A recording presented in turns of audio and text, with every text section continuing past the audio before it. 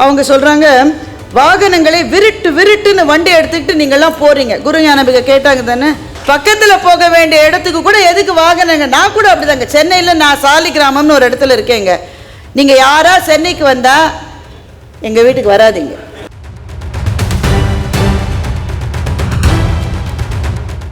ஒரு இண்டஸ்ட்ரியிலிருந்து அதனுடைய கழிவு வெளியே போகும். ஒரு சாயப்பட்டறை, ஒரு லெதர் ஃபேக்ட்ரி, ஒரு மைனிங் ஃபேக்ட்ரி, அதான் மெட்டல் கெமிக்கல் ஃபேக்ட்ரி, இவங்க எல்லாருக்குமே எஃப்ளூயன்ஸ் இருக்கும். எஃப்ளூயன்ட்னா தெரியுதுன்னா வெளியே போகிற கழிவு. இந்த கழிவை எடுத்து அப்படியே அங்கே இருக்கிற ஏரியிலையோ குளத்துலையோ கால்வாயிலையோ கலக்கிறவங்க நிறைய பேர் இருக்காங்க. அப்போ இதுக்கு விதிகளே இல்லையா?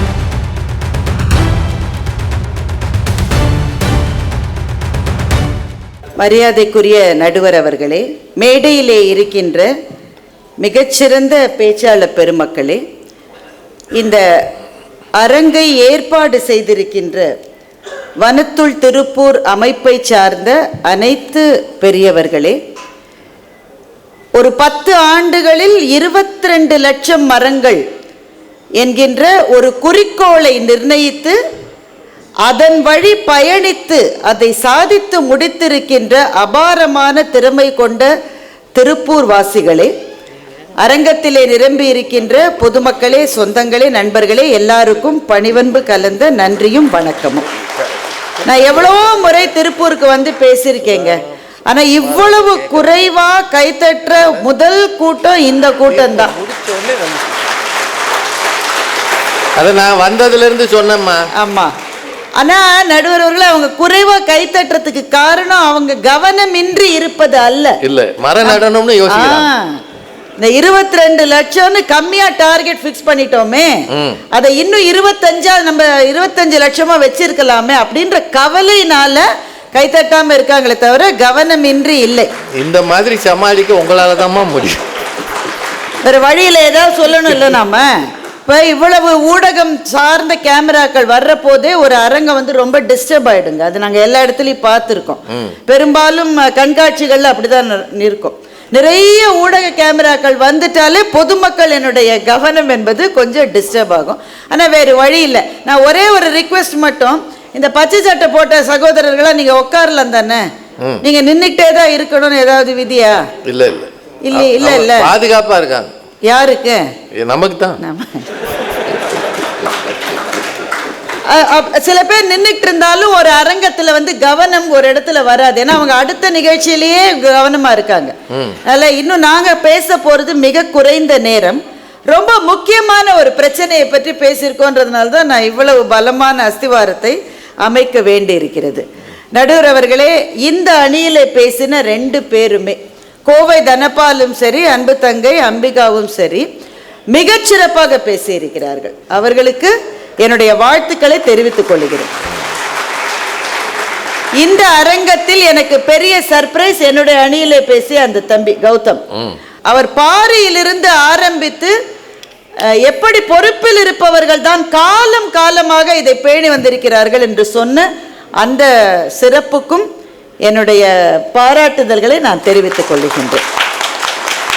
இவங்க 2 பேரும் நல்லா பேசினாங்க. ஆனா இந்த பிரச்சனையினுடைய ஆணி வேரை தொடாமல் பேசினார்கள் என்று நான் பணிவாக இந்த அவைக்கு சொல்லிக்கொள்ள விரும்புகின்றேன். தங்க குரு ஞானாம்பிகாவுக்கு ஒரு பெரிய கவலை. நான் கூட குரு ஞானாம்பிகாவுக்கு என்ன கவலைன்னா, கார்பன் எமிஷன் ஸ்டாண்டர்ட்ஸ் இவ்வளவு அதிகமாயிருச்சே, நதிகள் எல்லாம் வறண்டு போய்விட்டது, நதி மணல் என்பதே இல்லையே, கேரளாவிலிருந்து கழிவுகளை கொண்டு வந்து தமிழ்நாட்டிலே கொட்டுகிறார்களே, இங்கே மணலை எடுக்கக்கூடாது என்று கேரளாவிலே உத்தரவு போட்டுவிட்டு தமிழ்நாட்டிலே வந்து மணலை எடுத்துக்கொண்டு கேரளாவுக்கு போகிறார்கள். இதெல்லாம் குரு ஞானாம்பிகா கவலைப்படுவாங்க அப்படின்னு நான் நினைச்சேன். அது உங்க அணி கவலை. அவங்களுக்கு என்ன கவலைன்னா, இவங்க போயிருக்காங்க, முன்னாடி இருக்கிற ஒரு ஆள் இவங்க இன்னும் சாப்பிடல, இனிமேதான் இவங்க சாப்பிடணும். முன்னாடி இருக்கிற ஆள் சாப்பாட்டை தூக்கி வெளியில போட்டிருக்காங்க. அது அவங்களுக்கு கவலை. ஏமா அவங்க சாப்பாட்டை ஒரு பொட்டில் 2 பொட்டில் போட்டானே வைங்க, சாப்பாடு மக்கக்கூடியது தானே. தரை அசுத்தமாகிறது என்பதை தவிர அந்த சாப்பாடு அப்படியே இருக்காது. அது ஏதோ ஒன்று வந்து தின்று விட்டு போகும், அல்லது மண்ணிலே அது மறைந்து விடும். அதுவா பொல்யூஷனை உருவாக்குகிறது? இதெல்லாம் ஒரு கவலைன்னு பேசுறதுக்கு ஒரு அணி, அதுல 2 பேர் வேற. அதுல ஒருத்தர் கிளி வேற வளர்க்கிறார். 2 பேரும் கோயம்புத்தூர்காரங்க. ஆமா, அதுல ஒருத்தர் வீட்டுல கிளி வளர்த்து நெல்லிக்காய் வேற கொடுக்குறாரு. எது பிரச்சனையினுடைய ஆணி வேறோ அதை பேசணுமா? அவங்க சொல்றாங்க, வாகனங்களை விருட்டுன்னு வண்டி எடுத்துக்கிட்டு நீங்கள்லாம் போறீங்க. குரு ஞானபிகை கேட்டாங்க தானே, பக்கத்துல என்னங்க கேட்டாங்களா இல்லையாங்க? பக்கத்துல போக வேண்டிய இடத்துக்கு கூட எதுக்கு வாகனங்க? நான் கூட அப்படிதாங்க. சென்னையில நான் சாலிகிராமம்னு ஒரு இடத்துல இருக்கேங்க. நீங்க யாரா சென்னைக்கு வந்தா எங்க வீட்டுக்கு வராதீங்க. இந்த கோயம்புத்தூர்ல இருந்து இப்படி சொல்றது கஷ்டம். ஏன்னா நீங்க எல்லாரும் எங்க வீட்டுக்கு வாங்கன்னு கூப்பிடுவீங்க. நாங்க சென்னைக்காரங்க, நான் சொல்றேன் வராதிங்க. ஏன்னா எங்க ஏரியாவுக்கு வந்துட்டீங்கன்னா திரும்பி போக முடியாது உங்களால. நாங்க வண்டி எடுத்துட்டு போக வேணான்னு தான் நினைக்கிறோம் குரு ஞானாம்பிகா அவர்களே. ஆனா எங்க வீட்டிலேருந்து வெளியில கால் வச்சோன்னு வைங்களேன், நடக்கிறதுக்கு நடைபாதையே இல்லை. நடை மேடை, நடைபாதை இல்லை, நடை மேடை இல்லை. நடை மேடையில் என்ன இருக்கு? எங்களுக்கு ரயில் போடுறதுக்காக இருக்கிற எல்லா வாகனங்களும் எங்களோட பிளாட்ஃபார்ம்ல நடைமேடையில ஏற்றி வச்சிருக்காங்க. நாங்கள் நடக்க முடியாது, தெருவில் தான் போகணும். தெருவில் நடந்தால் 10 வண்டி எங்களை மோதும். அதுக்கு ஒரே வழி, நாங்களும் வண்டி எடுத்துட்டு போயிட்டா 2 பேராவது எங்களை மோதாம ஒதுங்கி இருப்பாங்க. வண்டி மோதிக்கலாம், நாங்களா தப்பிப்போம்ல. இப்போ எங்களை என்ன பண்ண சொல்றீங்க நீங்க? நடக்க வேண்டிய பாதைகளை ஆக்கிரமித்திருப்பவர்களை எடுத்து வெளியே வீச வேண்டிய பொறுப்பை செய்யாமல் இருக்கிறவர்களினுடைய பிழையா? வண்டியை எடுத்துக்கொண்டு போவதை தவிர வேறு வழி இல்லை என்கின்ற எங்களினுடைய பிழை. ரோட்ல போய் அடிபடணும்ன்றீங்களா? மைக்ரோ பிளாஸ்டிக்கை பத்தி குரு ஞானபிகா பேசுறாங்க. நல்ல பாயிண்ட். மைக்ரோ பிளாஸ்டிக்கை யூஸ் பண்ணாதீங்கயா, உடல் நலத்துக்கு அது கொஞ்சம் கூட நல்லது இல்லைன்னு உலகத்தில் இருக்கிற அத்தனை மருத்துவர்களும் கதறுகிறார்கள். நம்ம ஊர்ல சாம்பாரை மைக்ரோ பிளாஸ்டிக் பேக்ல தான் நம்ம போடுறோம். அதை சுத்தி இருக்கிற ஒரு ரப்பர் பேண்டை பிரிக்க நமக்கு 5 நிமிஷம் ஆகும். சாம்பாரை சாப்பிட 1/2 நிமிஷம் ஆகும். ஆனா அந்த மைக்ரோ பிளாஸ்டிக்ல தான் போடுறாங்க. இந்த மைக்ரோ பிளாஸ்டிக்கை ஏன் பேன் பண்ணாம இருக்காங்கன்ற கேள்வியை ஏன் குரு ஞானாம்பிகா ஏற்படுத்தவில்லை? நாங்க தான் தயாரிக்கிறோம். தயாரிக்கிறவனே பேன் பண்ணுவாளா? யாரு? ஞானாம்பிகா அது வேற செய்யறாங்களா? அப்படியே பேன் ஒண்ணு பேருக்கு இருந்தாலும் எந்தெந்த இடத்துல உண்மையாகவே அதை பயன்படுத்தாமல் இருக்கிறார்கள் என்று ஆய்வு செய்ய வேண்டியவர்கள் எல்லாரும் சரியாக செய்கிறார்களா என்ற கேள்வியை எங்கள் அணியிலிருந்து வைத்தால் அவங்க 2 பேருக்கும் கோபம் வருது. நாங்கள் என்ன செய்வது? அவருக்கு முன்னாடி பேசின அவருக்கு ஒரு கவிதை சொன்னாங்கம்மா, ரொம்ப நல்லா இருந்ததுமா அந்த கவிதை, எனக்கு ரொம்ப பிடிச்சது. மரங்கள் இல்லையேல் யார் மழைக்கு மனு அனுப்புவது? ஒரு கவிஞர் எழுதியிருக்காங்க, இவங்க வந்து அழகா சொன்னாங்க. நான் பதிலுக்கு கேட்கிறேன், சாலைகள் அமைக்க வழியெல்லாம் மரங்களை யார் வெட்டி போட்டது குரு ஞானாம்பிகா? அப்புறம் 4 வழிச்சாலை எப்படி போடுறது? சார் நீங்க கோயம்புத்தூர்ல இருந்து நிறைய தடவை பார்த்துருப்பீங்க. நான் அடிக்கடி கோயம்புத்தூர் வர ஆளு. அந்த அந்த மேல இருக்கிற பாலத்தை ரொம்ப நாளா போட்டுட்டு இருக்காங்கன்னு நான் நினைக்கிறேன். அது இன்னும் ஒரு 10 வருஷம் ஆகும். சரி, அவினாசி ரோடு. ஆனாலும் உங்களுக்கு ரொம்ப நம்பிக்கை அதிகம் நடுவர் அவர்கள். 10 வருஷம் ஆகாது. 10 வருஷம் இவ்வளவு கம்மியா சொல்றீங்க நீங்க. இந்த எல்லா இடத்திலும் 4 வழிச்சாலைகள் இருக்குயா, நமக்கு தேவை. ஆனா இந்த அந்த அதுல முன்னாடி அது 1 வே ரோடா இருந்தப்போ நீங்க எல்லாம் போயிருக்கீங்க. அப்புறம் 2 வழி பாதை ஆனப்போ நீங்க எல்லாம் போயிருக்கீங்க. சில சமயம் நடந்து போயிருப்பீங்க, சைக்கிள்ல போயிருப்பீங்க, கார்ல கூட போயிருப்பீங்க. வழியில எவ்வளவு மரங்கள் இருந்ததுயா? இன்னைக்கு 4 வழிச்சாலை ஆன பிறகு அப்படியே ஒரு மரம் கூட இல்லாம வெட்டி சாச்சிருக்காங்களே. கோர்ட் என்ன சொல்லுகிறது? நீங்க 4 வழிச்சாலைகளை அமைப்பதற்காக மரங்களை எடுக்க வேண்டும் என்றால் எவ்வளவு மரங்களை எடுத்தீர்களோ அதே அளவு மரங்களை வைக்க வேண்டும் என்று சொல்லுகிறது. அதை நாம வச்சோமா? வைக்க வேண்டியது, காப்பாற்ற வேண்டியது யாருடைய பொறுப்பு என்று நான் கேட்கிறேன். இதை தனிப்பட்ட நபர்கள் செய்ய முடியுமா? இது யாரு வெட்டினாங்களோ அவங்க தான் வைக்கணும். ஆமா, அவங்க அவருக்கு முன்னாடி பேசிய கோவை தனபால் கிளி வளர்த்தேன் பறந்து விட்டது, ஐயாவுடைய கவிதையை சொன்னாரு. அணில் வளர்த்தேன் ஓடிவிட்டது, மரங்கள் வளர்த்தேன் 2ம் வந்தது என்ற அழகான கவிதையை சொன்னார். இந்த திம்மக்காவை, சாலமருது திம்மக்காவை பற்றி சொன்னார். இப்போ நீங்கள் 22 லட்சம் மரங்களை நட்டிருக்கிறீர்கள். அப்போ அவர் என்ன சொல்றாரு? யார் பாதிக்கப்பட்டார்களோ அவர்கள் தானே தீர்வு காண வேண்டும். பாதிக்கப்பட்டவர்கள் தீர்வு காண வேண்டுமா, பணம் சம்பாதிப்பவர்கள் தீர்வு காண வேண்டுமா என்று கோவை தனபால் கேட்டார். கேட்டாரோ இல்லையாங்க? நீங்க யாருமே சாட்சி இல்லையாங்க? கொஞ்சம் மயக்கமா இருக்காங்க. அவன் தான் பாதிக்கப்பட்டுட்டான்ல. பாதிக்கப்பட்டவன் தலையில இன்னும் சுமைய வைப்பீங்களா நீங்க? அப்ப பாதிக்கப்பட்டவன் இன்னும் இன்னும் இன்னும் சுமைய சுமந்து சுமந்து சுமந்து அவன் கீழே கீழே போகணும். பணம் சம்பாதிக்கிறவங்க பணம் சம்பாதிக்கிட்டே இருக்கணும் சொல்றீங்களா கோவை தனபால் அவர்களே? நீங்க இது எந்த நியாயம்? இது பாதிக்கப்பட்டவன் யார் தெரியுமா? இப்ப நீங்க இந்த அமைப்பை வச்சிருக்கீங்க ஐயா, ரொம்ப உங்களுக்கு பாராட்டுக்கள், வாழ்த்துக்கள். நீங்க மட்டும் இல்லை, நிறைய இடத்துல இருக்கு. சிவகாசி கிரீன் ஃபோரம்னு ஒரு அமைப்பு சிவகாசியில இருக்கு. சிவகாசின்ற ஊரை பற்றிய நமக்கு என்ன, அந்த பேரை கேட்ட உடனே நம்ம கந்தக பூமின்னு தான் நாம நினைப்போம். அந்த பட்டாசு தொழிற்சாலை இருப்பதுனால கந்தக பூமின்னு தான் அதை நினைப்போம். ஒரு 20 வருஷம் முன்னாடி, 10 வருஷம் முன்னாடி கூட, 5 வருஷம் முன்னாடி கூட சிவகாசியில ட்ரிங்கிங் வாட்டர் என்பது வாங்கப்பட வேண்டியது என்பதுதான் விதி. வாங்கணும் தண்ணிய, வேற வழியே கிடையாதுங்க. ஆனால் இன்றைக்கு சிவகாசி கிரீன் ஃபோரம் என்று இங்கே நீங்கள் வைத்திருக்கிற வனத்துள் திருப்பூர் மாதிரி ஒரு அமைப்பு அங்கே கண்மாய்களை மீட்டமைப்பு செய்திருக்கிறார். கண்மாய்களை மீட்டமைப்பு செய்து இன்றைக்கு சிவகாசியிலே 30 அடி 40 அடியிலே தண்ணீர் கிடைக்கிறது. நீங்க யார் வேணா போய் பார்க்கலாம். இதை யார் செய்திருப்பது? எங்க அணியிலே இருந்தாலும் சகோதரர் சொன்னதிலிருந்து நான் கொஞ்சம் முரண்படுறேன். நான் உண்மைதான் சொல்லி ஆகும். நிறைய அணி இருக்கிறதா நல்லது, அணி அணியா இருக்கிறதா நல்லது. அவர் சொன்னாரு நாங்களே பொறுப்பில் இருப்பவர்கள் தான். அந்த பொறுப்பெல்லாம் உங்களுக்கு கிடையாதுங்க. இது பொறுப்பு இருப்பதனால நீங்க இதை செய்றீங்க. மனம் பொறுக்க முடியாமல் இதை நீங்கள் செய்கிறீர்கள். பொறுப்பில் இருப்பதனால உங்களுக்கு அந்த பொறுப்பு இருக்கா? நீங்க தான் வெட்டி போட்டீங்களா அதை? இப்ப சிவகாசி கிரீன் ஃபோரம் மாதிரி, வனத்துள் திருப்பூர் மாதிரி பல அமைப்புகள் ஏன் செய்கிறீர்கள்?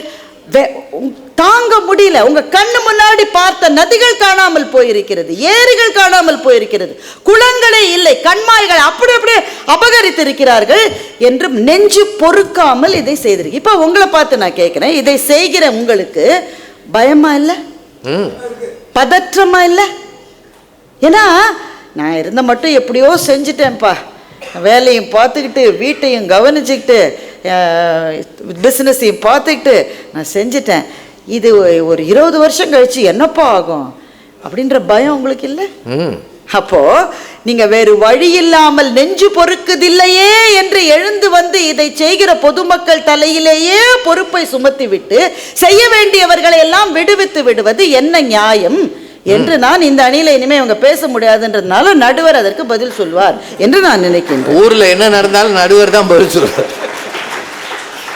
அவர் கோவிட் என்ன சொல்ல, பாதிக்கப்பட்டவர்கள் தாங்க சொல்யூஷன் செய்யணும். இப்ப கோவிட்னால யார் பாதிக்கப்பட்டார்கள்? பொதுமக்கள் தான் பாதிக்கப்பட்டோம். உடனே பாதிக்கப்பட்டவர்கள் தானே அதற்கான சொல்யூஷனை கண்டுபிடிக்கணும். நாமே போய் மருந்து கண்டுபிடிச்சோம். அதை செய்ய வேண்டிய பொறுப்பில் இருப்பவர்கள் தான் அதை செய்ய வேண்டும். அதை செய்ய தவறியதால் இன்றைக்கு என்ன நிலைமை வந்திருக்கிறது என்றால், அவர் தனபால் சொல்றாரு அவங்கெல்லாம் கொஞ்சம் வசதி படைத்தவர்கள பின்லாந்துக்கு போயிடுறாங்க அப்படின்னு சொன்னாங்க. சுவிட்சர்லாந்துல பணம் போடுறாங்க, பின்லாந்துக்கு போயிடுறாங்க. ஆனா நாம் மாத்திரமே தன்னந்தனி முயற்சிகள் எடுத்து இந்த உலகத்தை காப்பாற்ற விட முடியுமா? பின்லாண்டை பத்தி அவர் சொன்னார். பின்லாண்டினுடைய ஏன் எல்லாரும் பின்லாந்து போறாங்க? 70% of Finland's area is filled with forest. அதான் காரணம். 70 விழுக்காடு நிலம் அங்கே காடுகளாக இருக்கிறது பின்லாந்து. அதை எப்படி வச்சிருக்காங்க? எப்படி சார் வச்சிருக்காங்க? அந்த காடாக அறிவிக்கப்பட்ட பகுதியில் 1 ஸ்கொயர் சென்டிமீட்டர் கூட நீங்க எடுத்து ரிசார்ட் கட்ட அங்க பர்மிஷன் கிடைக்காது. And Finland is the country that levies the highest carbon tax. அதாவது கார்பன் வரின்னு ஒன்று இருக்கு. இப்போ ஒவ்வொருவரும் அவங்களுடைய தொழிற்சாலையிலிருந்து கார்பன் எமிஷன் இவ்வளவுதான் இருக்கணும்னு கட்டுப்பாடு இருக்கு. அந்த கட்டுப்பாட்டை மீறி அவர்களுடைய கார்பன் எமிஷன் இருந்தா கூடுதலாக அவர்கள் வரி செலுத்த வேண்டும். இந்த வரி செலுத்துவதை அந்த பொறுப்பிலே இருப்பவர்கள் மிகச்சரியாக கண்காணிப்பதனால் அந்த ஊரிலே எல்லாரும் பயந்து கொண்டு அவர்களுக்கு நிர்ணயிக்கப்பட்ட கார்பனுக்கு மேல அவங்க ஃபேக்டரியில இருந்து வெளியே போவதில்லை. இப்ப நம்ம ஊர்லனா நம்ம மாநிலத்தை மட்டும் இல்லை, இந்தியா முழுக்க நான் சொல்றேன், இப்படி தைரியமா நம்ம சொல்ல விடுவேன், எங்க ஊர்ல இவ்வளவுதாங்க எமிஷன், அந்த எமிஷனை மீறினா தாளிச்சிருவோம், ஐயோ அதுக்கு நான் இதையே பார்த்துக்கிறேன்னு சொல்லக்கூடிய நிலைமையில் இருக்கிறோமா? அந்த ஆளை கூப்பிட்டு கொஞ்சம் கவனிக்க வேண்டியபடி கவனிச்சா ஒன்றும் பிரச்சனை இல்லைங்கன்னு சொல்லிக்கிற நிலைமையில் இருக்கிறோம். அவர் இன்ஸ்பெக்ஷனுக்கு வரும்போதே சொல்லிட்டு தான் வருவார். அதுதான் நான் அவ்வளோ ஓப்பனாக சொல்ல முடியுமா? சொல்லலாம். இதுதான் சார். பாலாறை பற்றி எவ்வளவு இவங்க கவிதையில சொன்னாங்களே சார், பாலாற்றை பற்றி எவ்வளவு கவிதைகள் எழுதி வச்சிருக்காங்க தெரியுமா? திருவி கல்யாண சுந்தரனார் என்ற ஒரு மாபெரும் தமிழறிஞர், சென்னையில வாழ்ந்தவர். அவர் எழுதுறாரு, அவர் 1950களில் இறந்திருக்காரு. அது கிட்டத்தட்ட 60 மட்டும் வாழ்ந்திருக்காருன்னு வச்சுக்கோங்களேன். அவர் எழுதுறாரு, அப்படியே சந்தோஷமாக ஆனந்தமாக கூவம் நதியிலே போய் குழு குழுவென்று ஒரு குளியலை போட்டுவிட்டு பார்த்தசாரதி கோவிலுக்கு போனேன்னு எழுதியிருக்கிற குறிப்பு இருக்குங்க. நீங்க சென்னைக்கு வந்து கூவம் நதியில் குளிச்சிருவீங்க, நீங்க இன்னைக்கு குளிச்சிருவீங்க, நீங்க இறங்கவே முடியாது. இறங்குறதா அந்த ஏரியாவுக்கே போக முடியாதுங்க நீங்க. அப்போ ஒரு நதியினுடைய மரணத்துக்கு யார் காரணம்? பொதுமக்கள் தான் காரணம்னே இருக்கட்டும். ஆனா அவங்க என்க்ரோச் பண்ற போது என்க்ரோச்மெண்ட்டை எடுக்க வேண்டிய பொறுப்பிலே இருந்தவர்கள் எங்கே போனார்கள் என்ற கேள்வி இருக்கிறதா இல்லையா? ஏமா நாங்க ஓட்டு வாங்கணுமா இல்லையா? அதுதான் பிரச்சனை. அதுதான் பிரச்சனை. அதை நினைக்கிற போது என்வாயன்மெண்ட் அவங்களுக்கு பெருசா தோன்றுவதில்லை. அதான் பிரச்சனை சார். நீங்கள் எல்லாருமே இண்டஸ்ட்ரியலிஸ்ட் சார். நம்ம பேச வேண்டியதை நம்ம பேசலாம். ஒரு இண்டஸ்ட்ரியிலிருந்து அதனுடைய கழிவு வெளியே போகும். ஒரு சாயப்பட்டறை, ஒரு லெதர் ஃபேக்டரி, ஒரு மைனிங் ஃபேக்டரி, அதான் மெட்டல் கெமிக்கல் ஃபேக்டரி, இவங்க எல்லாருக்குமே எஃப்ளூயன்ஸ் இருக்கும். எஃப்ளூயன்ட்னா தெரியுதுன்னா வெளியே போகிற கழிவு. இந்த கழிவை எடுத்து அப்படியே அங்கே இருக்கிற ஏரியிலையோ குளத்துலையோ கால்வாயிலையோ கலக்கிறவங்க நிறைய பேர் இருக்காங்க. அப்போ இதுக்கு விதிகளே இல்லையா? கட்டாயம் இருக்கு. எஃப்ளூயன்ட் ட்ரீட்மெண்ட் பிளான்ட்டை ஒவ்வொரு நாளும் ரன் பண்ண சார். ஒரு நாள் ரன் பண்ணா ஒரு ஃபேக்டரியில் 15 லட்சம் ரூபாய் செலவுன்னு வச்சுக்கோங்க. சும்மா ஒரு உதாரணத்துக்கு சொல்றேன். அவர் என்ன பண்ணுவார்? 3 நாள் ஓட்டுவார். 4வது நாள் ஃபேக்டரி மேனேஜரை கூப்பிட, எவ்வளோ நாளையா ஓடி இருக்கு பிளான்ட்டு? ஐயா 3 நாளாக ஓடிடுச்சியா, 2 நாள் நிறுத்தி வை. ஐயா 2 நாளில் இன்ஸ்பெக்ஷன் வந்துட்டா? இன்ஸ்பெக்ஷன் என்னைக்கு வருவார்? அதை தான் சொன்னார் அவர். என்னைக்கு வரும்? அடுத்த மண்டே தான் இன்ஸ்பெக்ஷன் வருவார். நடுவில் 2 நாள் ஓட்டலைன்னா ஒன்றும் ஆகாதுன்னு சொல்லுகிற நம்பிக்கையை யார் தருகிறார்? நாங்கள் தான்.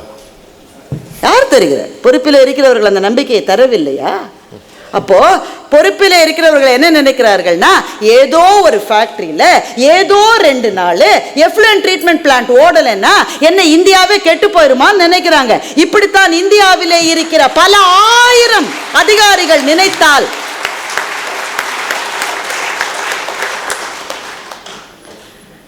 அவர் சொன்னார், நீங்கள் கையை வீசிக்கிட்டு போகிறீங்க, அதுக்கு பதிலாக பையை வீசிக்கிட்டு போங்க. அதெல்லாம் நல்ல விஷயம் தான். நாங்கள் மஞ்சள் பை எடுத்துகிட்டு போக தயாராக தான் இருக்கோம். இப்போ எல்லாருமே அதை நாங்கள் செய்யவும் கொஞ்சம் கொஞ்சம் நினைக்கிறோம்.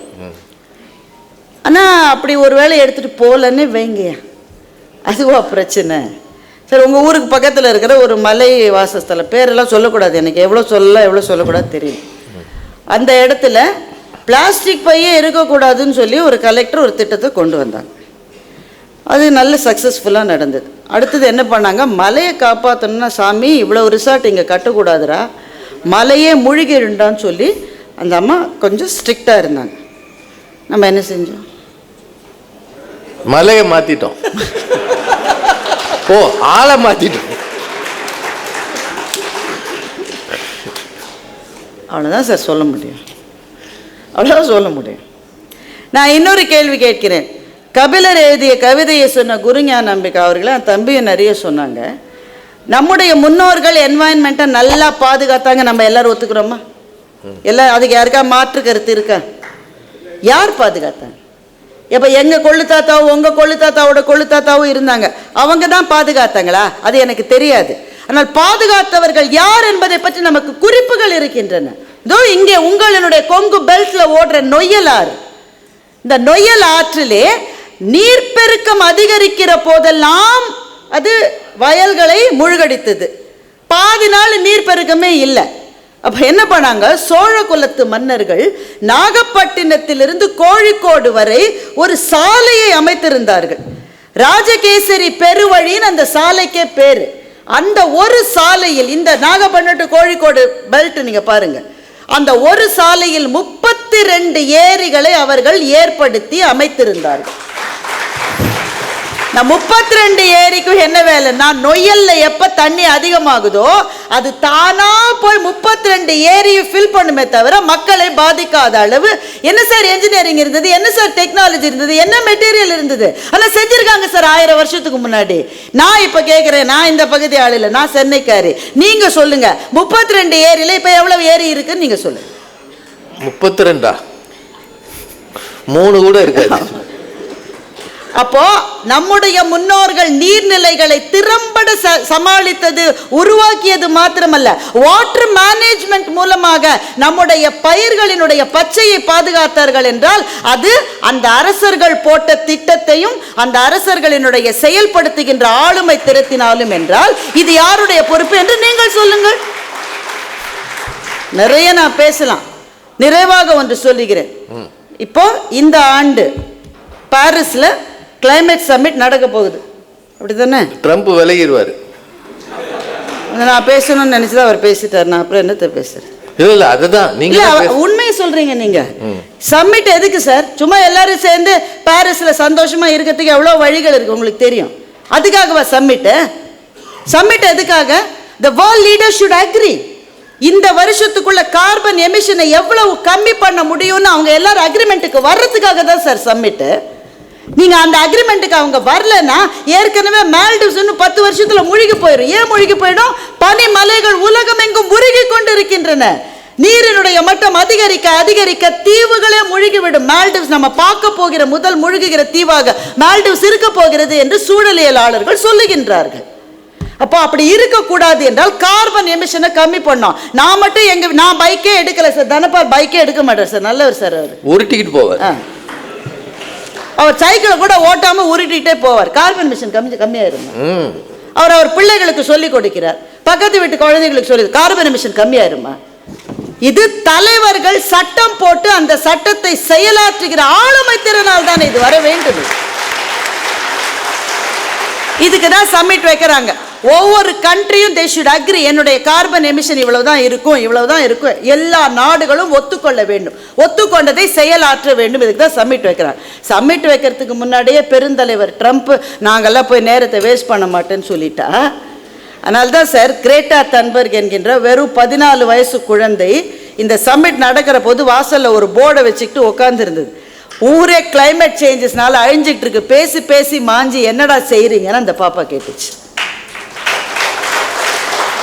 எனவே பெருமக்களே, இது பெரிய பிரச்சனை. நாம் சாமானியமாக பேசி சிரித்து கடந்து விடுகிற பிரச்சனை அல்ல, இது மிகப்பெரிய பிரச்சனை.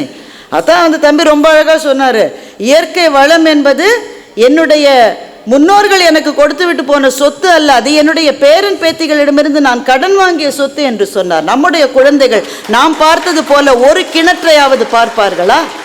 ஒரு கண்மாயையாவது பார்ப்பார்களா? ஏரி என்றால் குளம் என்றால் என்னவென்று அவர்களுக்கு தெரியுமா? ஒரு குளம் இருந்தால் அதனுடைய பக்கத்திலே வாழ்கின்ற உயிரினங்களை பற்றி அவர்களுக்கு தெரியுமா? இந்த பிரச்சனைகளுக்கெல்லாம் தீர்வு வேண்டும் என்றால் தனி மனிதர்கள் நிறைய செய்கிறார்கள். ஏற்கனவே இப்ப நீங்க செஞ்சிருக்கிற மாதிரி, சிவகாசியில செஞ்சிருக்கிற மாதிரி தனித்தனி மனிதர்கள் செய்கிறார்கள். நான் சொல்கிறேன் போதாது என்று சொல்லுகின்றேன், போதாது. இது அரசாங்கங்கள் கையிலே எடுத்துக்கொண்டு சார் நிகமானந்தா என்ற ஒரு துறவி 2011 115 நாள் உண்ணாவிரதம் இருந்து உயிர் துறந்தார். எதுக்கு தெரியுமா? கங்கை நதி 2500 கிலோமீட்டர் ஓடுது. அதில் கிட்டத்தட்ட 400 கிலோமீட்டருக்கு முழுக்க முழுக்க கனிம வள சுரங்கங்கள் அவற்றினுடைய எச்சத்தை கங்கை நீரில் நேரடியாக கொட்டினார்கள்.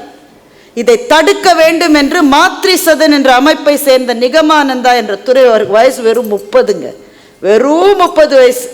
115 நாள் வெறும் சுடுதண்ணியும் தேனையும் மாத்திரம் அருந்தி வேற சாப்பாடே சாப்பிடாம 115வது நாள் இறந்து போனார்.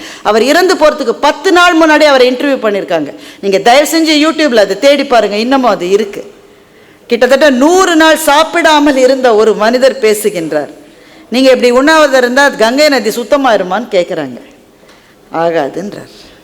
கை நடுங்குது அவருக்கு, காலெல்லாம் வெலன்னு வருது. 100 நாள் சாப்பிடாம இருந்த ஆளியா? அவர் சொல்றாரு, எனக்கு தெரியும், ஆனால் யாராவது வந்து நான் இப்படி உண்ணாவிரதம் இருக்கிறத படம் பிடிச்சு அது ஒரு யூடியூப்லேயோ எங்கேயாவது வந்து அதை ஒரு 10 பேர் பார்த்து அந்த 10 பேர் 1000 பேர்கிட்ட சொல்லி அந்த 1000 பேர் அவங்கவுங்க ஊரில் இருக்கிற பொறுப்பில் உள்ளவர்கள் முன்னாடி ஒரு கோரிக்கையை வைத்து நடத்தி இந்த கனிம வள சுரங்கங்களை கட்டுப்படுத்துவதற்கு ஒரு ஆர்டர் வரும்னா, நான் இந்த பிறவி இல்லை அடுத்த பிறவியில் பிறந்து வந்தாலும் திரும்பவும் உண்ணாவிரதம் இருப்பேன்னு அந்த துறவி சொல்லுகிற காட்சி இருக்கு. அவர் ஒரு பொது மனிதர் தானே, பொது மனிதர் செய்ய வேண்டியதை அவர் செஞ்சிட்டாரு. ஆனால் கங்கை நதி முழுவதுமாக சுத்தமாயிருச்சான்னு எனக்கு தெரியலைங்க. ஓரளவு செய்திருக்கிறார்கள் என்று நான் கேள்விப்படுகிறேன். முழுக்க முழுக்க கழிவுகளை ஆற்று நீரில் கொட்டக்கூடாது என்றால் தொழிற்சாலையை வைத்திருப்பவர்களினுடைய மனசாட்சியை மாத்திரம் நாம் நம்பி பயனில்லை. ஏன்னா இங்கே இருக்கிறவங்க மாதிரியே எல்லாரும் அறம் சார்ந்து தான் இருப்பார்கள்னு யார் சொல்ல முடியும்? அவரவர்கள் பணம் வரும் என்றால் குறுக்கு வழிகளை ஏன் நாடுகிறார்கள்?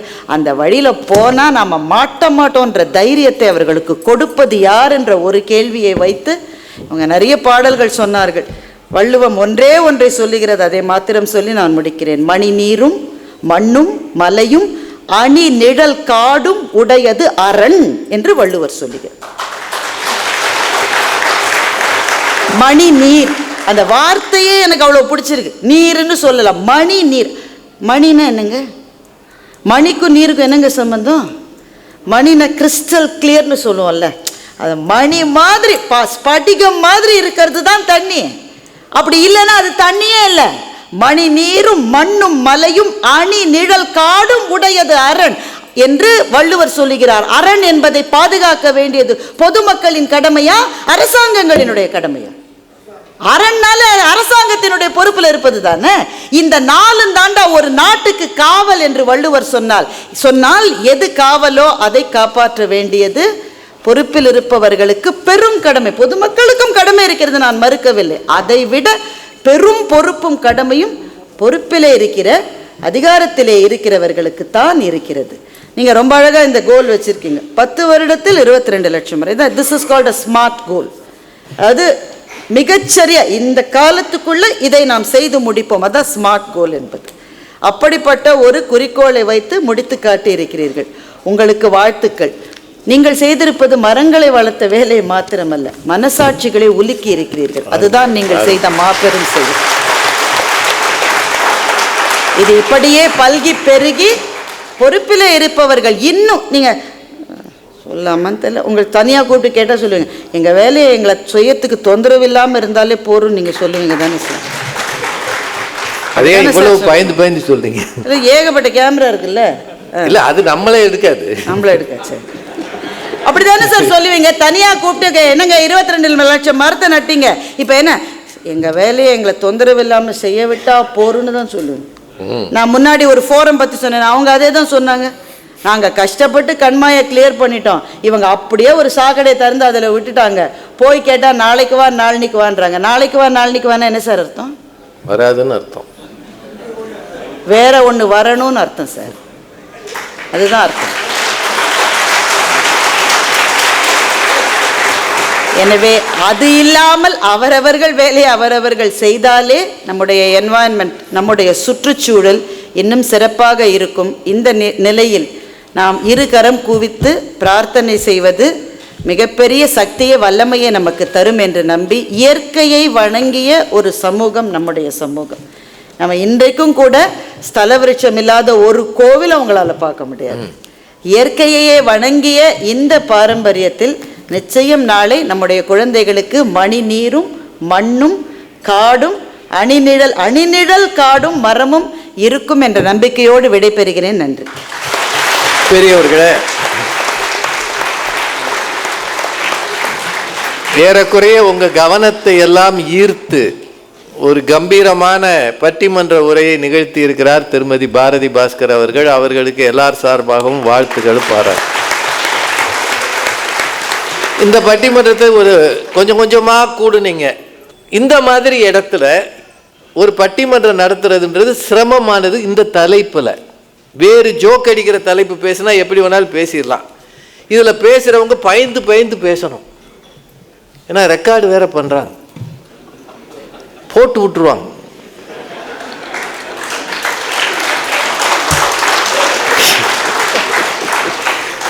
பார்க்கிறவன் என்ன சொல்லுவான், இவனுக்கெல்லாம் இது தேவையா, இவன் ஏன் இதை பத்தி பேச.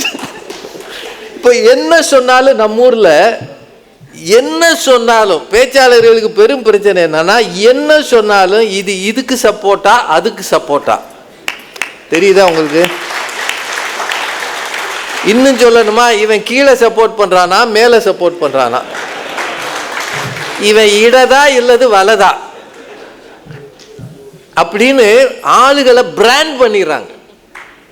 நடுநிலைமையாக யாரும் பேச முடியாத ஒரு பரிதாப சூழலில் தமிழகம் இருக்கிறது என்ற உண்மையை நீங்கள் புரிந்து கொள்ள. எனக்கு இவரையும் பிடிக்கும் அவரையும் பிடிக்கும், ஆனால் எந்த இடத்தில் நான் சொல்ல வேண்டுமோ அதை சொல்லித்தான் ஆவேன் என்ற நிலை இல்லை. அதான் உண்மை. யாரும் எதுவும் சொல்றது இல்லை. தொலைக்காட்சி நிகழ்ச்சிகள்ல பேசும்போது பயந்து பயந்து பேச வேண்டியிருக்கு. அதுல பார்த்து கமெண்ட் போடுறான் பாருங்க, அவன் தான் மகா அறிஞன், இவன் பரம்பரையே எனக்கு தெரியும், இவன் பரம்பரையே மோசமான பரம்பரை, இவன் பூர்வீகம் கேவலமானது. என்னையவே உனக்கு தெரியாதடா, எனக்கே என் பரம்பரை என்ன தெரியாது, எங்க தாத்தா யாருன்னு எனக்கு கண்டுபிடிக்கலையே, அவன் அன்னைக்கு படம் எடுத்து வைக்கலையே, அதெல்லாம் எல்லாருக்கும் கிடைக்கல இல்லைங்க. நீங்க உங்க குடும்பங்களே போய் பாருங்க, ஒரு 3 தலைமுறைக்கு முன்னாடி இருந்தவங்களோட போட்டோ எத்தனை வீடுகள்ல இருக்கு? சில ஊர்களில் இருக்கும், சில பாரம்பரியங்கள் இருக்கும். இப்போ செட்டிநாட்டுக்கெல்லாம் போனால் இருக்கும். அதனால தான் அவங்க இனிஷியலில் அரு கரு மூணா ரானான்லாம் போடுவாங்க. 3-4 தலைமுறையை சேர்த்துக்குவாங்க செட்டிநாட்டில். நம்ம ஊர்களில் அது கிடையாது. அதனால என்ன தெரியலை, நான் பொதுமக்கள் மத்தியில், நான் பொதுமக்களாக ஒருவனாக, பொதுமக்களில் ஒருவனாக ஒரு விஷயத்தை பற்றி பாராட்டியோ எதிர்த்தோ பேச உரிமை இல்லாத காலத்தில் இப்படி ஒரு பட்டிமன்றம் நடத்தி எங்களை கொண்டாந்து உட்கார வச்சு பேசுங்கப்பா, நாங்க ஜாலியா உட்காந்துருக்கோம். அதுதான் இந்த அமைப்புடைய பெருமை. அதுதான் நீங்க பச்சை சட்டை போட்டு கம்பீரமா உட்காரவும் மாட்டாம, சேர் கிடைக்காம சுத்தி சுத்தி வந்து ஒரு நிகழ்ச்சியை நடத்தியிருக்கீங்க. முதல்ல இவ்வளவு நேரம் இதுல பெண்கள் நிறைய இருக்காங்க, இருந்து கேட்ட உங்கள் அத்தனை பேருக்கும் எங்கள் சார்பாக நன்றியை தெரிவித்து,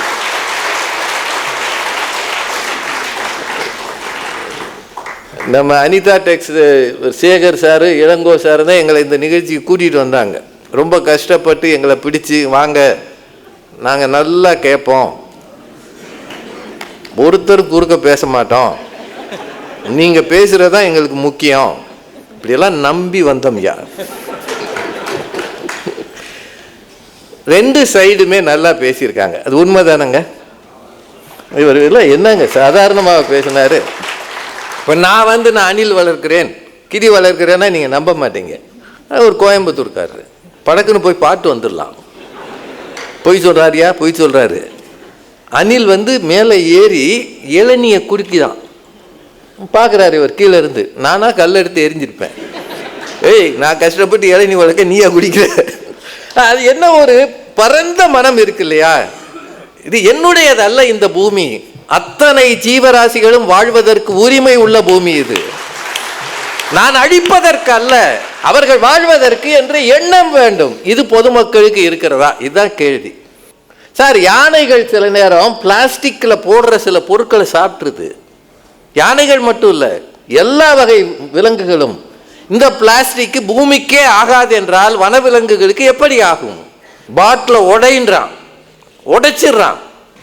உடைச்சு போட்டா யானை காலுக்குள்ள போயிடுச்சுன்னா யானை அவ்வளவுதான். எத்தனை வகையாக நாம் காடுகளை சுரண்டுகிறோம், எத்தனை வகையாக வனவிலங்குகளுக்கு நாம் அநியாயம் செய்கிறோம். செய்கிறோமா இல்லையா? சார், எனக்கு நான் தெரியாம கேட்குறேன், 2 நாள் லீவ் விட்டா வீடுகளை நம்மளால இருக்க முடியாதுங்க. உங்களுக்கு தப்பா இருந்தா மன்னிச்சுக்கங்க. தொடர்ந்து 3 நாள் லீவ் விட்டானா அவ்வளவு பேர் ஊட்டி கொடைக்கானல் ஏற்காடு போய் கும்பல் கும்பலா நின்று செல்ஃபி எடுக்கிறான். இவ்வளவு பேர் அங்க போனீங்கன்னா அந்த ஊர் என்ன ஆகும் சொல்லுங்க? நீங்களே சொல்லுங்கய்யா. மதுரையிலேருந்து நாங்கள்லாம் கொடைக்கானலுக்கு போகிறோம்னு கிளம்பிடுறோம்னு வைங்க, பாதி வண்டி போகிற வழியிலே நிற்கிது. கொடைக்கானலில் அவ்வளோ டிராஃபிக் ஜாம். இப்போ போனவன் ஊருக்கே போகாமல் திரும்பி வந்துடுறான். இப்போ என்ன கழுதைக்கு அங்கே போன நீ? அப்படின்னா இந்த தலை, அது குறிப்பாக கோவிடுக்கு பிறகுங்க இருக்கிறதை எல்லாம் அழிக்கணுன்ற எண்ணம் மக்களுக்கு வந்திருக்குங்க. இது உண்மையா இல்லையா நீங்கள் யோசிக்கோங்க. சேர்த்து வைக்கிற எண்ணத்தை குறைச்சிட்டாங்க. உங்களுக்கு தெரியுமா, இந்தியாவினுடைய சேமிப்பு விகிதம் 7% குறைஞ்சிருக்கு 3 வருஷத்தில்.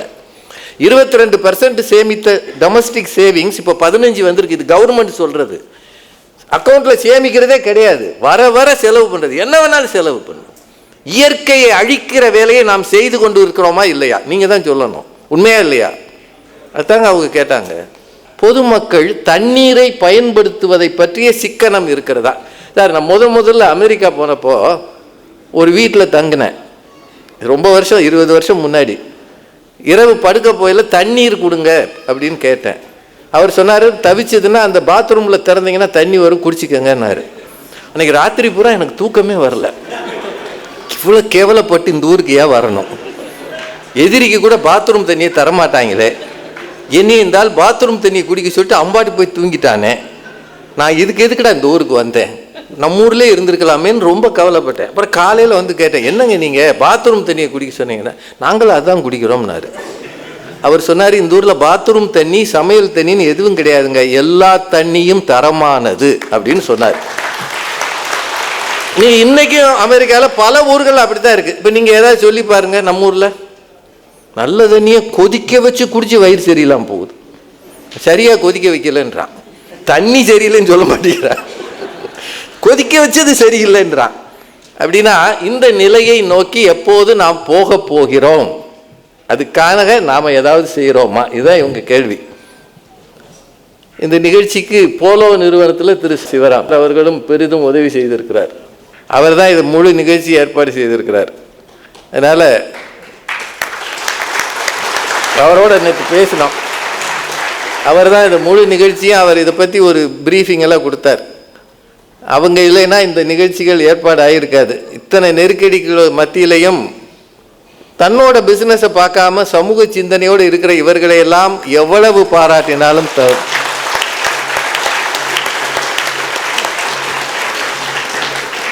இப்போ இந்த அணி சொன்னதுல 1-2 மட்டும் வச்சுக்கோங்க. உங்களை சுற்றி இருக்கிற சுற்றுச்சூழலை பற்றி அக்கறையோடு இருக்க வேண்டியது பொதுமக்களின் கடமை. மின்சார பயன்பாட்டை குறைக்க வேண்டியது நம்முடைய கடமை. எலக்ட்ரிசிட்டி அதிகம் யூஸ் பண்ணாலும் சுற்றுச்சூழல் கெடும். உண்மையா இல்லையான்னு பார்த்துக்கோங்க. உங்கள் வீடுகளில் எந்நேரமும் டிவி இயங்குகிறதா? ஆள் பார்க்காட்டியும் டிவி போடுறீங்களா? எந்நேரமும் ஃபேன் சுற்றுகிறதா? ஆள் இருந்தாலும் இல்லாட்டி லைட் போடுறீங்களா? இதெல்லாம் யோசிச்சுக்கோங்க.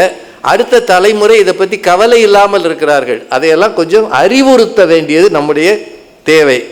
அடுத்தது, பூச்சிக்கொல்லிகளை விவசாயிகள் குறைக்கணும் அப்படின்னு சொல்கிறாங்க.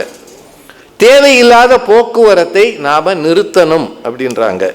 அப்புறம் இவர் சொன்னார், மழை நீர் சேகரிப்புன்னு பாவலா பண்ணாமல், அதை ஒரு அவங்க மேடம் ஜெயலலிதா இருக்கும்போது அதை கட்டாயப்படுத்தினாங்கன்னு நினைக்கிறேன். அவன் பிளாஸ்டிக் குழாயாக வாங்கி சொருகிட்டாங்க. கீழே ஒன்றும் பண்ணல, கீழே குழி தோண்டி அதில் சில இதெல்லாம் போடணும், கறி இந்த சரளையெல்லாம் போடணும், அதெல்லாம் பண்ணல. மேலேருந்து ஒரு குழாய் இங்கேருந்து போட்டு மழை நீர் சேகரிப்பு இவ்விடம் உள்ளது. எங்கடா இருக்குண்ணா? இருக்கியா, குழாய் இருக்குல்ல, தண்ணியை கீழே சேமிக்கடானா குழாயில் சேமிச்சிருக்காங்க. கவர்மெண்ட்டை ஏமாத்தலை, நீங்கள் உங்களையே ஏமாற்றுகிறீர்கள், உங்கள் தலைமுறையை ஏமாற்றுகிறீர்கள். சார், நம்மளை சுற்றி இருந்த வீடுகளில் கிணறு இருந்தது, இப்போ போட்டு வாளியை வச்சு இறைச்சோம்ல, 50 வருஷத்தில் கிணறுகள் எங்கே போனது? நிலத்தடி நீர் கீழே போனதற்கு யார் காரணம்? எல்லா ஊர்களையும் பூமிக்கு அடியில் இருக்கக்கூடிய நீரை எடுப்பதற்கு சட்டத்திட்டம் இருக்கிறது. நம்ம ஊரில் இப்போ தான் ஒன்று கொண்டு வந்திருக்கிறாங்கன்னு நினைக்கிறேன். மற்றபடி எங்கே வேணாலும் உறிஞ்சலாம். அது மட்டும் இல்லைங்க, சில இடங்களில் நிறைய நீர் இருக்கிறது என்றால் அவ்விடத்திலே நீரை உறிஞ்சுவதற்கு எம்என்சிஸ் பெர்மிஷன் வாங்கி அவன் உறிஞ்சி பாட்டிலில் வச்சு 1 லிட்டர் தண்ணி 20 ரூபா விற்கிறானா இல்லையா? விற்கிறானா இல்லையா? அப்படி விற்கிறதுக்கு எதிராக பொதுமக்கள் போராட முடியுமோ? ஆளை பார்ப்பான், ஓ நீயா? அடுத்த நாள் அந்த ஏரியாவில் நம்பர் பிளேட் இல்லாத லாரி வரும்.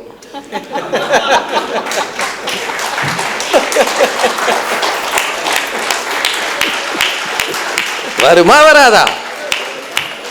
அந்த ஆள் அடுத்த நாள் செய்திகள்ல வருவார். மர்மமான முறையில், மர்லின் மன்றோ மாதிரி மர்மமான முறையில் என்ன நடந்தது என்றே தெரியாது. அப்படின்னா சமூக செயற்பாட்டாளர்கள் என்று எவராவது கிளம்பினால் பரம்பரையே அழியும். இதுதான் இந்தியாவின் இன்றைய நிலை. மறந்துடாதீங்க. இங்கே அங்கெல்லாம் கிடையாது, எல்லா இடத்துலையும் ஒரே நிலை தான். நீங்க பாட்டுக்கு உங்க வேலையை பாருங்க சார். எங்களுக்கு தெரியும், நான் ஆளா நீ ஆளா, நான் அதிகாரியா நீ அதிகாரியா கேட்குறாங்களா இல்லையா?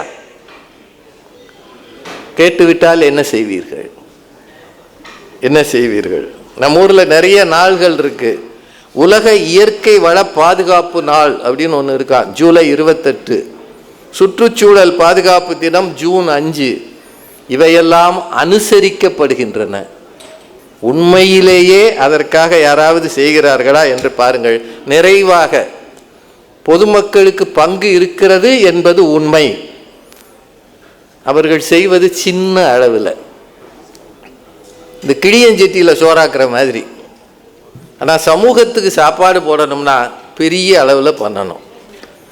அதை செய்வதற்கான திராணி, தெம்பு, சக்தி, அதிகாரம் எதுவும் இந்த பொதுமக்களுக்கு கிடையாது.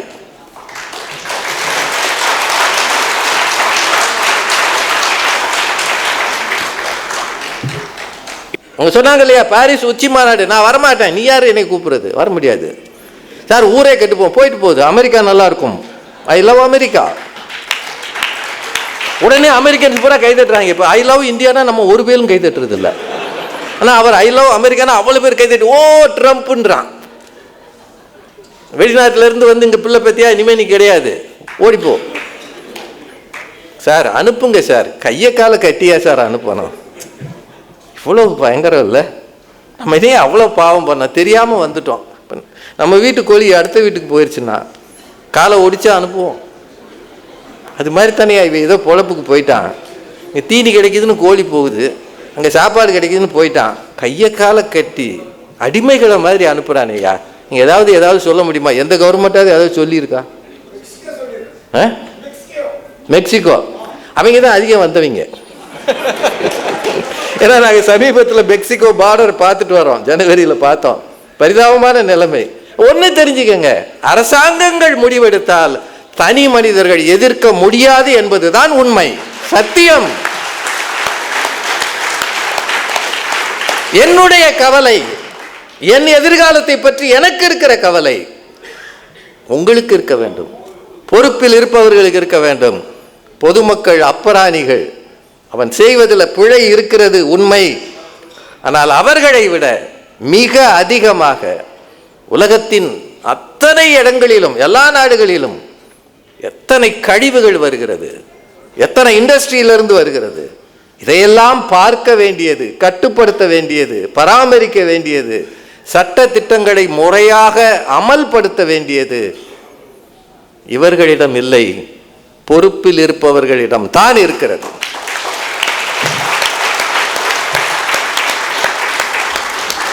அதனால்தான் இந்த கிரேட்டா தன்பர்க் கேட்டா, how dare you can talk அப்படின்னு கேட்டா. எவ்வளவு துணிச்சலோடு நீங்கள் தான் பேசுகிறீர்கள் உலகத் தலைவர்களே, எவ்வளவு துணிச்சல் உங்களுக்கு, பேசலாமா நீங்கள்னு கேட்டா. ஒரு சின்ன பொண்ணு இவ்வளவுதான் அவளால் கேட்க முடியும். ஆனால் அவள் வாயடைச்சு கூட்டிட்டு போறதுக்கு அதிகாரத்தில் இருப்பவர்களால் முடியும். உலக அரங்கில் கூட கிரேட்டா தன்பர்க்கு என்ன நிகழ்ந்தது? அதுதான், பொறுப்பில் இருப்பவர்களை கேள்வி கேட்கும் உயரத்தில் நாம் இல்லை. கேள்வி கேட்டால் அடுத்த நாளே நாம் இல்லை. அதனால் பெரியவர்களே, உங்களை மாதிரி அமைப்புகள், வனத்துக்குள் திருப்பூர், இதில் இருக்கிற ஒவ்வொருவரும் பல்லாண்டு பல்லாண்டு வாழ்க. உங்களால் தமிழ் சமூகம் வாழக. உங்களை பார்த்து, திருப்பூரை பார்த்து மற்ற ஊர்களிலும் இண்டஸ்ட்ரி தொடங்குறவங்க திருப்பூரை பார்த்து மற்ற ஊர்களிலும் மரம் நடவும் தொடங்குங்கள். சிவகாசியில் ஒன்று பண்ணியிருக்கதா சொன்னாங்க. அது மாதிரி எல்லா ஊர்களிலும் பொதுமக்களே சில அமைப்புகளை வைத்துக்கொண்டு, வெற்றி அறக்கட்டளை மாதிரி அமைப்புகளை வைத்துக்கொண்டு அடுத்த தலைமுறையிடம் பெற்ற கடனை இப்போதே அடைப்பதற்கு முயற்சி செய்தால், ரொம்ப அழகான சொன்னார் அவர், வருங்காலம் பசுமையாக இருக்கும். பச்சை சட்டை போடாமலே இந்த பூமி பச்சை சட்டை அணிந்து கொள்ளும். அதுதான் நாம் எதிர்பார்ப்பது, அதுதான் வேண்டும். 10 லட்சம் என்பது 22 லட்சம் என்பது 10 ஆண்டுகள் 20 ஆண்டுகளாக மாறும்போது 1 கோடியாக மாறும் என்ற நம்பிக்கையிலே இயற்கை வளங்களை பாதுகாக்க வேண்டிய பெரும் பொறுப்பில் இருப்பவர்களுக்கே என்று சொல்லி நல்ல வாய்ப்புக்கு நன்றி கூறி வணங்கி விடைபெறுகிறேன். நன்றி, வணக்கம்.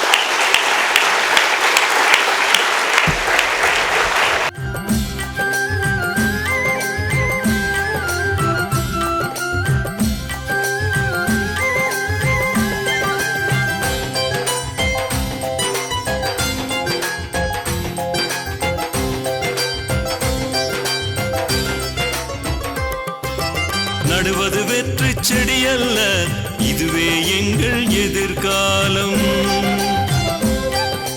நடுவது வெற்றி செடி அல்ல, இதுவே எங்கள் எதிர்காலம். காண்பது பகல் கனவல்ல, இருப்பு நினைத்தால் நிஜமாகும். காண்பது பகல் கனவல்ல, இருப்பு நினைத்தால் நிஜமாகும். செடிகள் வளர்ந்து மரங்களாகும், இலைகள் விழுந்து உரங்களாகும். மலர்கள் காலடி தடங்களாகும், பறவைகள் தங்கும் வனங்களாகும். பறவைகள் தங்கும் வனங்களாகும். நடுவது வெற்றி செடி அல்ல, இதுவே எங்கள் எதிர்காலம். காண்பது பகல் கனவல்ல, இருப்பு நினைத்தால் நிஜமாகும். காண்பது பகல் கனவல்ல, இருப்பு நினைத்தால் நிஜமாகும். செடிகள் வளர்ந்து மரங்களாகும், இலைகள் விழுந்து உரங்களாகும்.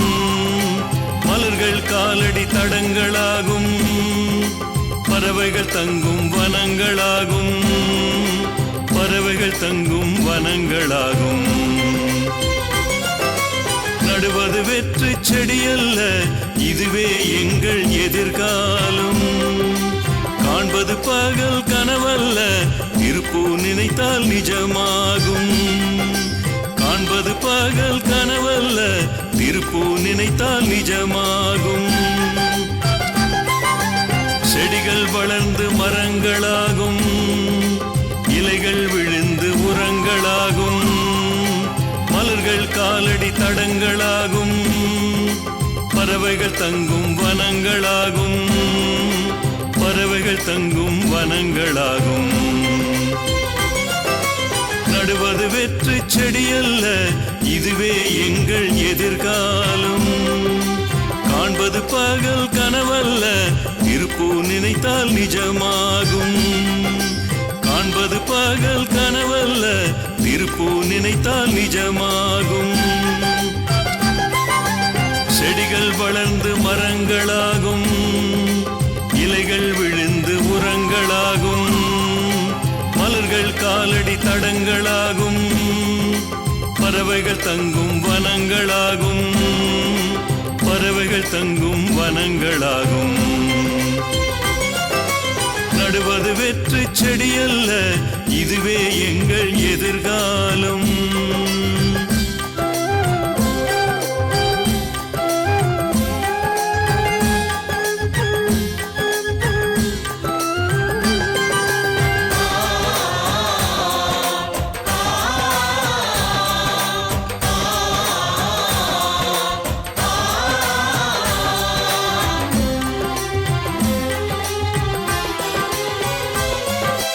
இணைந்திட வேண்டும் லட்சம் கரங்கள், வளர்த்திட வேண்டும் லட்சம் மரங்கள். பெரியவர் சிறியவர் பேதமில்லாமல் பெண்களும் ஆண்களும் சேர்ந்துழைத்தார். சிந்திடும் வேர்வையின் ஒவ்வொரு முத்தும் மலராய் கனியாய் மரங்களில் சிரிக்கும்.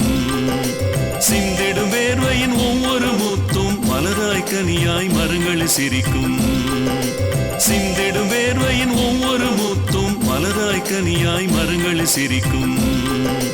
சிந்திடும் வேர்வையின் ஒவ்வொரு முத்தும் மலராய் கனியாய் மரங்கள் சிரிக்கும்.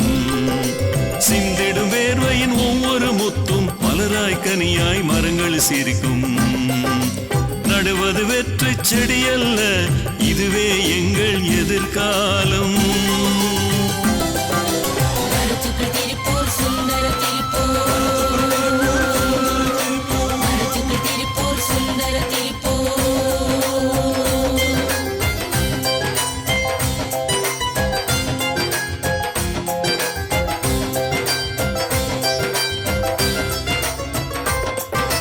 மழை வளமோங்க நீர் வளமோங்க, சுவாச காற்றில் மலமணம் கூட. அன்னை நம்மை கேட்கின்றாள், நெய்து தருவோம் பசுமை போர்வை. அன்னை நம்மை கேட்கின்றாள், நெய்து தருவோம் பசுமை போர்வை. நடுவது வெற்றி செடி அல்ல, இதுவே எங்கள் எதிர்காலம்.